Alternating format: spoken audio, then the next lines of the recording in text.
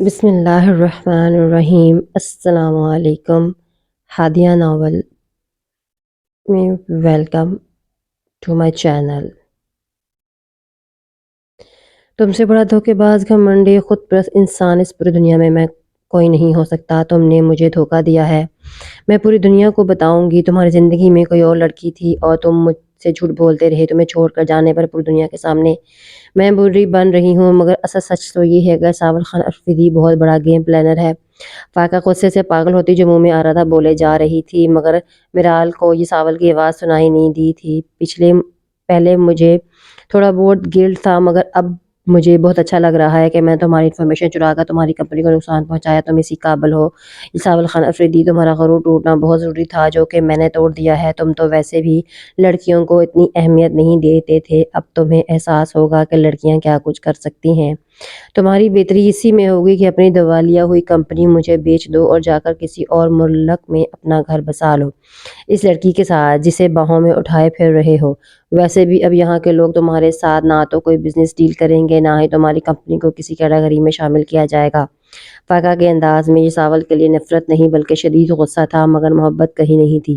تم نے میری محبت کو ٹھکرایا یہ ساول خان افریدی، تو تم اب ساری زندگی محبت کو ترسو گے۔ میں اور بلاول منگنی کر رہے ہیں، مجھے تم سے کئی گنا زیادہ اچھا ساتھی مل چکا ہے، ہماری منگنی میں ضرور آنا۔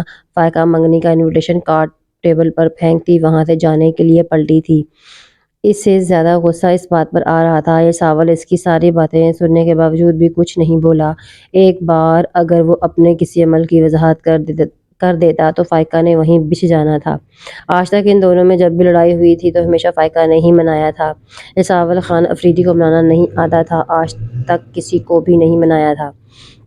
چاہے ناراضگی ہو یا مہینوں گزر جائیں، جب بھی اس سے کوئی ناراض ہوتا تھا یہ ساول اس انسان کو منانے کی بجائے جواباً خود بھی بول چال ترک کر دیتا تھا۔ اس کی اس حرکت سے اس کی زندگی میں موجود ہر شخص سے بہت زیادہ زچ ہوتا تھا۔ اس کی اپنی غلطی ہوتی تھی وہ تب بھی نہیں مانتا تھا۔ معافی کیسے مانگی جاتی ہے، اپنی غلطی کا اظہار کیسے کیا جاتا ہے، ساول کو یہ سب کرنا بہت مشکل تھا۔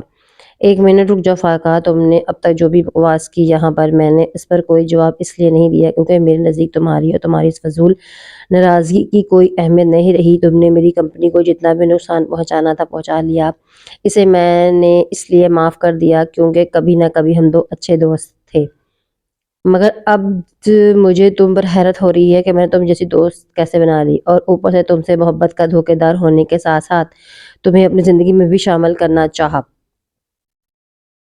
مجھ سے بڑا بیوقوف اس پوری دنیا میں کوئی نہیں ہے۔ جب تک میں بزنس کی دنیا میں واپس نہیں لوٹتا تم میں جتنا اچھلنا ہے اچھل لو، کیونکہ میرے آنے کے بعد تمہیں کہیں جگہ نہیں ملنے والی۔ ساول کی اس کی اتنی چیخو پکار کا اتنا جملہ کافی تھا۔ میں تمہیں دنیا کے سامنے اتنا بدنام کر دوں گی، کوئی بھی لڑکی تمہارے قریب آنا پسند نہیں کرے گی اور تمہاری کمپنی کا تو نام و نشان ہی مٹ جائے گا۔ فائقہ نے جاتے جاتے بھی اپنا زہر اگلنے سے باز نہیں آئی۔ وہ یہاں سے جا چکی تھی۔ اس کے جانے کے بعد ساول وہیں صوفے پر بیٹھ کے آنکھیں موند گیا اور نیند راز ہوا۔ فائقہ اس کی زندگی میں بہت پہلے سے ہی تھی، مگر وہ بھی اس کے رویے سے ناراض ہو کر اس کی دشمن بن بیٹھی۔ ساول خان افریدی کے کسی بھی رشتے نے آج تک اس سے وفا نہیں نبھائی تھی، وہ ہمیشہ خالی ہاتھ رہا تھا۔ آج بھی اس کی وہی حالت تھی۔ اسے اب یقین ہو چکا تھا وہی برا ہے، ساری خامیاں اسی میں ہیں۔ جو لوگ اس کے قریب رہنا پسند نہیں کرتے۔ ساول کا سر شدید درد سے پھٹ رہا تھا، وہ بار بار اپنی پیشانی کو مسل رہا تھا جب اچانک سے اسے اپنے ہاتھوں پر گداز نرم ملائم ہاتھوں کا پرسرور لمس محسوس ہوا۔ ساول نے آنکھیں کھولنے چاہی، مگر میرال اس کی جلتی آنکھوں پر دھیرے سے اپنی انگلی کی پوروں کی نرماہٹیں بخشتی اسے سکون پہنچانے لگی۔ یہ ساول کا سر جو شدید پھٹ رہا تھا، اس کی کنڈیشن میں ہمیشہ وہ کافی مقدار میں سلیپنگ پکس لے کر سو جاتا تھا اور اس ہیوی ڈوز کی وجہ سے اگلے کئی دن بے سکونی اور سوتی جاگتی کیفیت میں گزارنے پڑتے تھے۔ اس وقت اس لڑکی کے اس گداز لمس پر وہ بنا ہی ہیوی ڈوز کے بھی وہ سکون محسوس کرنے لگا۔ میرال آہستہ آہستہ اس کے ماتھے پر کنپٹی پر مساج کر رہی تھی، جس سے یہ ساول کو بہت سکون مل رہا تھا۔ اس کا دل چاہ رہا تھا کہ اپنی زندگی کی تمام ٹینشنیں اور پریشانیاں بھلائے ہمیشہ کے لیے اس سے ایسا ہی بیٹھا رہے۔ ان دونوں کے درمیان جو گہرا رشتہ موجود تھا، اس سے فی الحال وہ دونوں ہی انجان تھے۔ میرال نہ جانے کتنی ہی دیر اس کا مساج کرتی رہی، ساول نے اسے روکا نہیں تھا۔ اس کی وجہ سے اس کی مزید حوصلہ افزائی ہوئی۔ اسے کافی دیر بعد یہ ساول کو ایسے بیٹھے انجانے کتنا ٹائم ہو گیا تھا تو میرال نے جھک کر اسے دیکھا تھا۔ وہ سو چکا تھا۔ میرال چلتے ہوئے اس کے مقابل آئی۔ اس کے مغرور نقوش اور اس وقت میرال کو بہت پیارے لگ رہے تھے۔ وہ سوتے ہوئے بہت پیارا لگ رہا تھا۔ میرال کو ایسا ایسا محسوس ہونے لگا تھا کہ جیسے وہ اس شخص کے پیار میں مبتلا ہو رہی ہے، اور وہ ایسا کرنے سے نہ خود کو روک پا رہی تھی اور نہ ہی روکنا چاہتی تھی۔ وہ اس کے مقابل جھکی، نہ جانے کتنی دیر سے بے خودی کے عالم میں تکتی گئی۔ جب اپنے دل پر قابو نہ رکھ پائی تو اس کی جانب جھکی اور ساول کی پیشانی پر لب رکھ کے، میرا دل کہتا ہے آپ بہت اچھے ہیں، دنیا کا تو کام ہے دل توڑنا اور دھوکے دینا۔ میرال نہایت ہی آہستہ آواز میں سرگوشی کی اور پیچھے ہٹ گئی، مگر اس سے پہلے کہ وہ دور جاتی، ساول خان افریدی کا کستوری بازو اس کی نازک کمر پر حائل ہوتا اپنی جانب کھینچ چکا تھا۔ میرال سیدھی اس کے سینے پر جا گری تھی۔ خوف کے عالم میں اس کے ہونٹوں سے چیخ برآمد ہوئی۔ اس کے وہم و گمان میں بھی نہیں تھا کہ ساول جاگ رہا ہے۔ میرال کا دل چاہا وہ چلو پر پانی میں ڈوب کے مر جائے۔ نہ جانے وہ اب اس کے بارے میں کیا سوچ رہا ہوگا۔ میرال کا سر شرمندگی کے مارے بالکل جھک گیا تھا۔ اس سے اپنی پلکیں اٹھانا بھی محال ہوئی۔ مجھے دو لوگ پسند ہیں جو اپنا حق استعمال کرنا چاہتے ہیں۔ تم جب تک میرے ناکامی ہو میرے قریب آنے کا حق رکھتی ہو۔ اس میں شرمندہ ہونے کی کوئی ضرورت نہیں، کیونکہ میں بھی ایسا ہی ہوں۔ جب مجھے طلب محسوس ہوگی میں بھی اپنا حق حاصل کر لوں گا، چاہے چھین کر ہی کیوں نہ کرنا پڑے۔ اس کے چہرے کے گرد بکھرے بالوں کو انگلیوں کی مدد سے پیچھا ہٹاتا ساول نے اس کے چہرے کی نرماہٹوں کو اپنی پوروں سے چھوا تھا۔ اس کے حق چھیننے والی بات کا مفہوم سمجھتے میرال کی دھڑکنوں کا شور برپا ہوا۔ اس کا چہرہ خطرناک حد تک لال ہوا۔ اس لڑکی نے آپ کو برا بھلا کہا۔ میرال اس کا دھیان اپنی جانب سے ہٹانے کی کوشش کرتے ہوئے بولی۔ وہ اس وقت اس کی گود میں موجود تھی۔ اس کے سینے پر دونوں ہتھیلیاں جمائے وہ ہولے ہولے لرز رہی تھی۔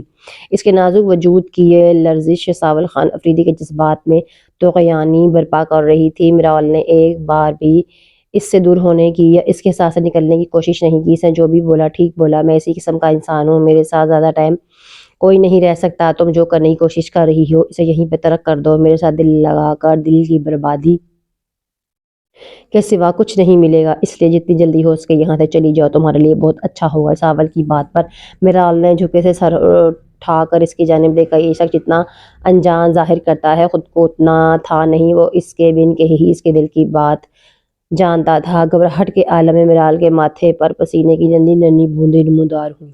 ساول اسے اپنی گرفت سے آزاد کرتا اٹھ کھڑا ہوا۔ وہ مزید دیر اس لڑکی کو اپنے قریب نہیں دیکھ پا رہا تھا۔ کوئی گستاخی سرزد ہونے کا خوف تھا۔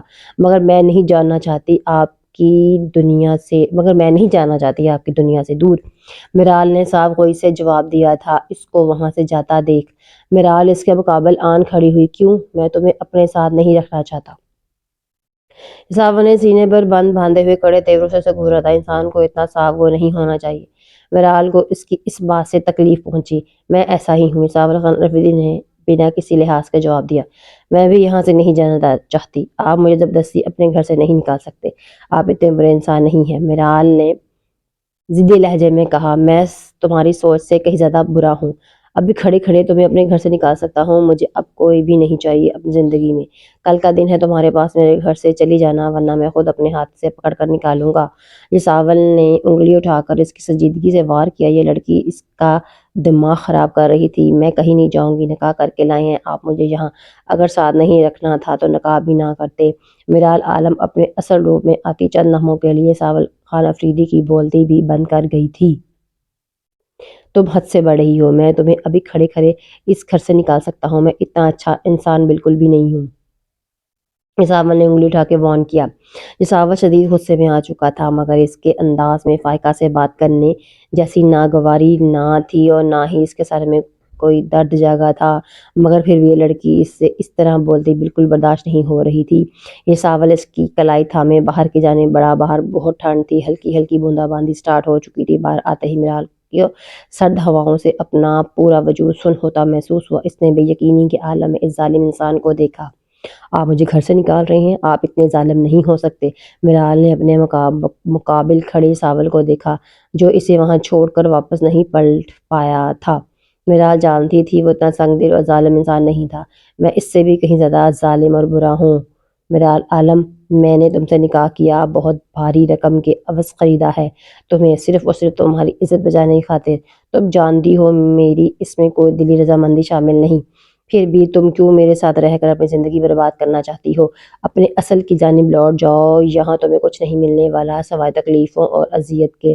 اگر تم یہ سب کر کے میری مدد کرنا چاہتی ہو تو تم تب بھی بہت غلط سوچ رہی ہو۔ ساول خان افریدی کو اپنی زندگی میں کسی کی ضرورت نہیں، وہ اکیلا ہی کافی ہے۔ ساول اسے کہتا وہاں سے پلٹنے ہی لگا تھا، جبرائیل نے اپنے سر کو تھامتے جان بوجھ کر گرنے کی ایکٹنگ کی، جسے سمجھے بغیر ساول آگے ہوتا جلدی سے تھام گیا، مگر جبرائیل کے چہرے پہ مسکراتی نظر پڑی، اس سے شدید غصے کے عالم میں مٹھیاں بھینچ لی تھی۔ ہر ایک کو گھما کے رکھ دینے والا یہ ساول خان افریدی اس دھیان پانسی لڑکی کے آگے گھوم چکا تھا۔ ہر بات میں غصہ، ضد اور انا کو شامل کرنا ضروری نہیں ہوتا، کبھی کوئی بات ٹھنڈے دماغ سے بھی سن لینی چاہیے اور سمجھ لینی چاہیے۔ میرال عالم نے اپنے اندر بھرپور حوصلہ پیدا کرتے ہوئے ساول کے چہرے کو اپنی روئی جیسے گداز ہاتھوں میں تھامتے ہوئے ریلیکس کرنے کی کوشش کی۔ بہت ہی دھیمی سروں میں اپنی بات کا آغاز کیا۔ اس کی دل فریب آواز اتنی پرسوز تھی کہ ساول اس کے سحر میں گرفتار ہوا، اپنی جگہ سے ہل نہیں پایا۔ اس کا گداز لمس ساول خان افریدی کے دل پر اپنا اثر چھوڑ رہا تھا۔ میں آپ سے اپنا کوئی حق نہیں مانگ رہی، کیونکہ میرا آپ پر کوئی حق ہے ہی نہیں۔ ہاں، میری زندگی پر بہت بڑا احسان ہے آپ کا، آپ میرے محسن ہیں، میں کبھی آپ سے اپنا کوئی حق مانگنے کی حیثیت نہیں رکھتی، اگر آپ چاہتے ہیں تو۔ میرال اپنی بات مکمل کرتی اس کے پاس سے ہٹی۔ یہ شخص سنگ دل تو بہت تھا، وہ جانتی تھی، اور اپنے ہاتھوں سے اپنی دل کی بربادی کی وجہ بن رہی تھی۔ کہاں جاؤں گی اس وقت؟ اس کے گیٹ کی جانب بڑھتے قدم کو دیکھ ساول خان افریدی نے پوچھا۔ بارش آہستہ آہستہ تیز ہو رہی تھی۔ میرال نے اس کی بات کا کوئی جواب نہیں دیا، وہ سنی انسنی کرتی آگے بڑھ رہی تھی۔ میں نے کچھ پوچھا ہے تم سے؟ یہ ساول اب کی بار غصے کے عالم میں قدرے تیز لہجے میں بولا، مگر میرال نے اب کی بار بھی کوئی جواب نہیں دیا۔ وہ رو رہی تھی اور اس وقت وہ اس شخص کے سامنے اس بات کو ظاہر نہیں کرنا چاہتی تھی۔ وہ بھی گیٹ کے قریب پہنچی تھی جب اسے اپنی انگلی گرفت میں جکڑتی محسوس ہوئی۔ کہاں جا رہی ہو؟ اسے جھٹکے سے اپنی جانب کھینچتے ساول نے غصولین نگاہوں سے دیکھا۔ بارش تیز ہو چکی تھی، وہ دونوں اس وقت پورے بھیگ چکے تھے۔ آپ مجھے گھر سے نکال چکے ہیں، اب میں جہاں بھی جاؤں آپ کو کیا فرق پڑتا ہے؟ میرال کا دل اس کو اپنے پیچھے آتے خوشی سے جھوم اٹھا تھا۔ چلو اندر۔ ہمیشہ ہر ایک کی جانب سے اپنا دل پتھر کر دینے والا ساول خان افریدی اس رات کی طرح آج پھر اس لڑکی کے آنسوؤں کے آگے بے بس ہوا۔ کیوں؟ آپ مجھے گھر سے نکال چکے ہیں۔ میرال کی آنکھوں سے گرتے آنسو بارش کے قطروں کے ساتھ ساتھ بہے جا رہے تھے۔ بارش بہت تیز ہو چکی تھی۔ میرال ٹھنڈ کے مارے بری طرح کانپ رہی تھی، ساول بھی پوری طرح بھیگ چکا تھا۔ وہ بنا مزید کوئی ایک لفظ بھی بولے جھک کر اپنی باہوں میں اٹھاتا، لمبے لمبے ڈگ بھرتا اندر کی جانب بڑھ گیا۔ میرال کا دل خوشی سے جھوم رہا تھا، وہ اپنی پہلی کامیابی پر اندر ہی اندر خوشی تھی۔ ساول اسے اٹھائے سیدھا اس کے روم میں لایا۔ میرال کے کپڑے گیلے ہو کر اس کے وجود سے چپک چکے تھے، جس کی وجہ سے اس کے وجود خد و خدا نمایاں ہو رہے تھے۔ ساول خان افریدی کے دل پر بجلیاں گرا گئے تھے، وہ اپنی کیفیت سمجھ نہیں پا رہا تھا۔ اس لڑکی اس کا کوئی رشتہ نہیں تھا، پھر نہ جانے کیوں نہیں دیا اسے۔ میرال ٹھنڈے کامتے وجود میں کپڑے چینج کرنے کی بجائے وہیں کھڑی رہی۔ کپڑے چینج کرو، ساول نے بنا اس کی جانب دیکھے حکم جاری کیا۔ وہ اتنا تو سمجھ گیا تھا یہ لڑکی بہت سرپھری ہے، اس کا کوئی پتہ نہیں کہ وہ ایسے ہی گیلے کپڑوں کے ساتھ سو جائے۔ مجھے بہت ٹھنڈ لگ رہی ہے، پلیز مجھے الماری سے کپڑے نکال دیں۔